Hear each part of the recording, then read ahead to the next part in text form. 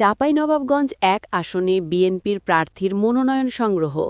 চাঁপাইনবাবগঞ্জ জেলা প্রতিনিধি সেতাউর রহমানের প্রতিবেদনে। ত্রয়োদশ জাতীয় সংসদ নির্বাচনে চাঁপাইনবাবগঞ্জ ১ শিবগঞ্জ আসনে বিএনপি মনোনীত প্রার্থী ও বিএনপির চেয়ারপারসনের উপদেষ্টা বীর মুক্তিযোদ্ধা অধ্যাপক শাহজাহান মিয়ার পক্ষে মনোনয়ন উত্তোলন করা হয়েছে।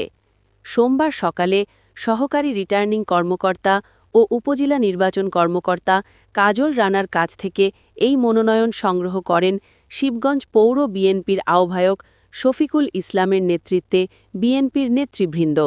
এ সময় উপস্থিত ছিলেন শিবগঞ্জ পৌর বিএনপির সদস্য সচিব আলমগীর কবির জুয়েল, উপজেলা বিএনপির সাবেক সাধারণ সম্পাদক সারোয়ার জাহান সেন্টু, শিবগঞ্জ উপজেলা যুবদলের সিনিয়র যুগ্ম আহ্বায়ক আলী আহমেদ বাবু ও পৌর যুবদলের যুগ্ম আহ্বায়ক আবুল বাশার সহ অন্যান্যরা।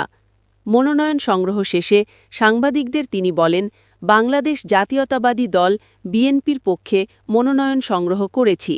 নির্বাচনের সকল আচরণবিধি মেনে চলব।